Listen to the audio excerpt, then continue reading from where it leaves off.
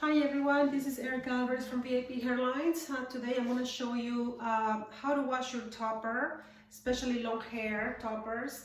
I hope you guys can pick up some tips from this, and if you have any questions you can always text me or email, it always works. Okay, so first of all you want to make sure your topper is detangled before it goes in the water. Because the water will make those knots harder at the end to get off. So you want to make sure everything is brushed and detangled. Another tip is if you have lace in the front or lace all around, like this piece has lace all around, I'll show you guys after. So we have a full lace, and then we have one that is half. Perimeter has plastic, and then the front is lace. So different ways of pinning them when it comes to styling. But today I want to show you, for example, this one. When you have lace in the front, that's always going to be your front. I have people in the past that when it comes out of the wash, they had it not inside out, backwards. They thought this was the front. So when you have lace in one of the areas, it's more likely that's your front. Okay, I know it's hard to you lose track because it's wet and it's dark when it's in the water. So always have your hand in your front, okay, and don't let go of that part. If you always have a part, it's nice to have it separated and keep that as your part through the wash. So you don't have to. You don't lose that part, so you don't have to put it back on and then figure out where your part was. So if you don't lose your part as it goes in the water, that way it'll be nice and easy for you when it comes out. I'll show you why. So we have some water. I use 1 or 2 shots of shampoo in a container about this size, okay? And you hold it from the part, and you hold the hair, and it goes in and out. I don't go up and down because I find that tangles the hair. So you want to go in and then slide it almost across a little bit, because the same water and the shampoo are going to detangle if there is any tangles, or it's going to keep it away from getting tangled.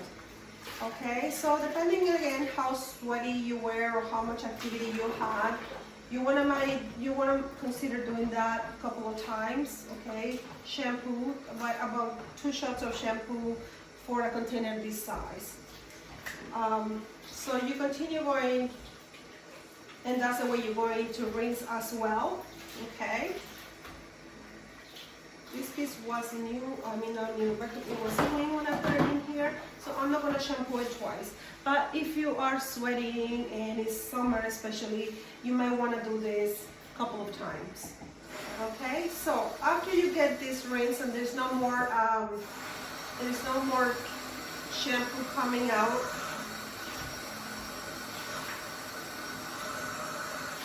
you're going to do the same thing that you're going to do with the conditioner.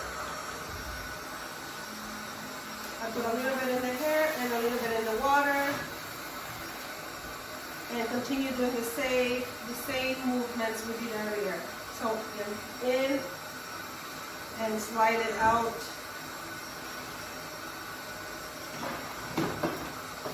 And you're going to continue doing that a couple times until we get all the conditioner. The water should be nice and clear.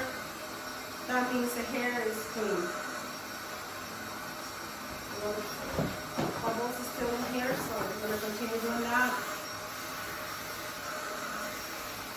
How often you should wash your topper?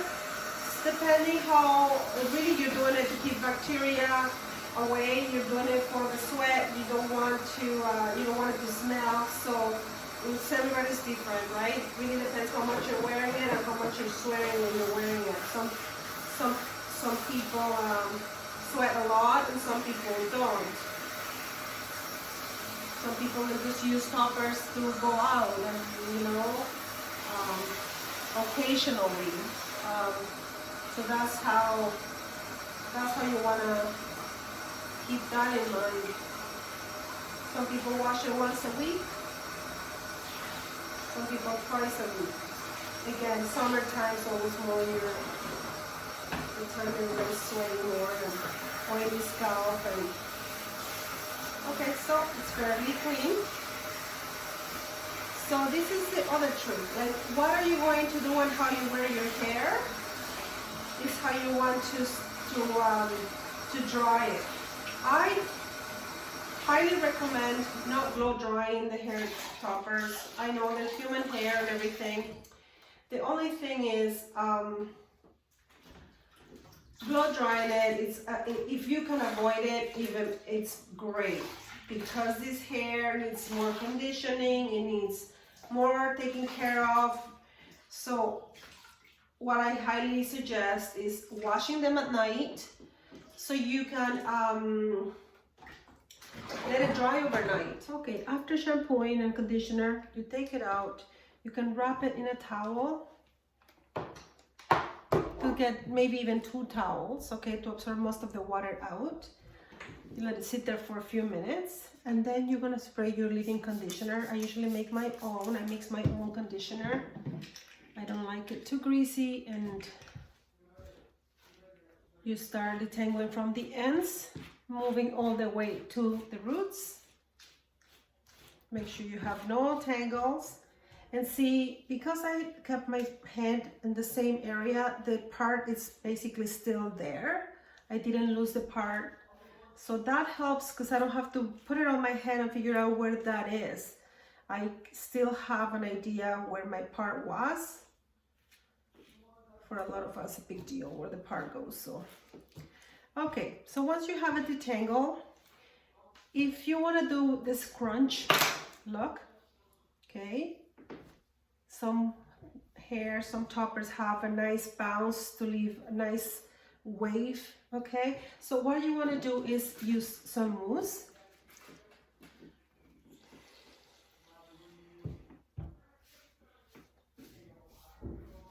And you're going to scrunch. So you get that nice and even.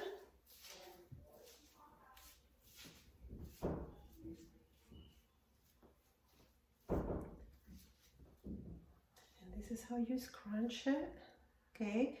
You hold the hair from the bottom to the top and hold. It just brings back the natural curl on that topper.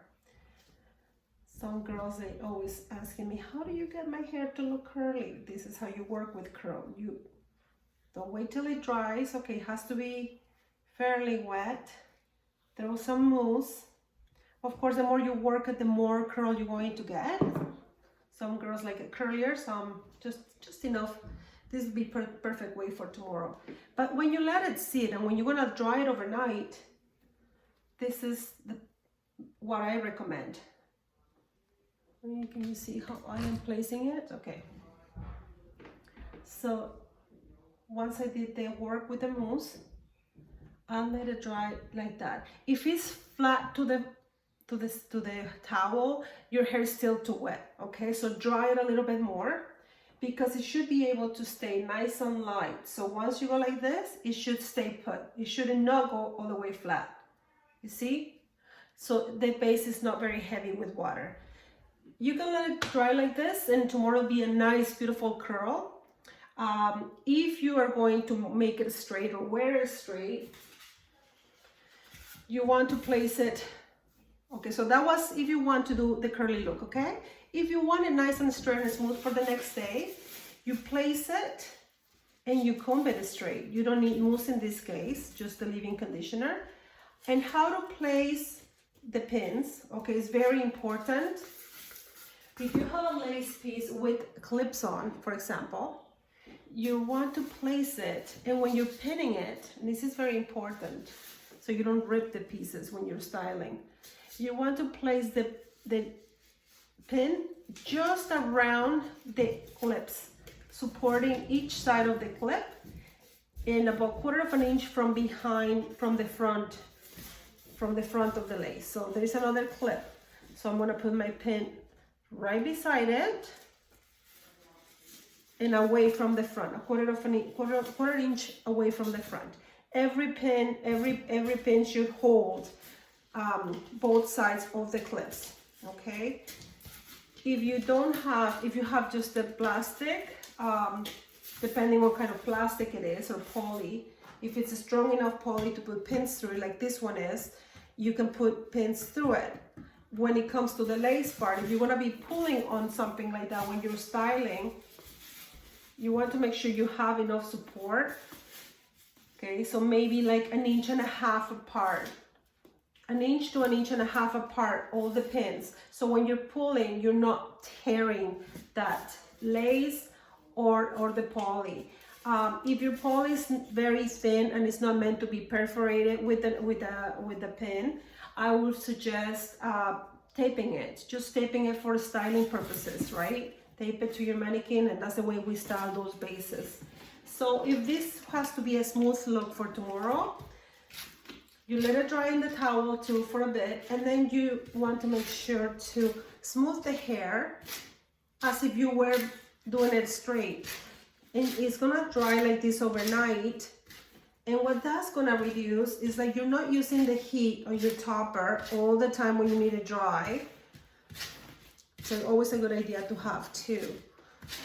So you're going to leave it nice and smooth, and that's the way it's gonna dry. And tomorrow, you probably won't even need to use the flat iron on it. If you do a nice job smoothing it right now, you want, you know, maybe a little touch up of heat with the flat iron, but for the most part, at least you saved the heat from the blow dryer, which is important, right? When you have this type of hairs, you gotta take care of them a little bit extra. Okay, so I don't have my stand for the topper, but you want to take the hair and smooth it and give it a little bit of shape.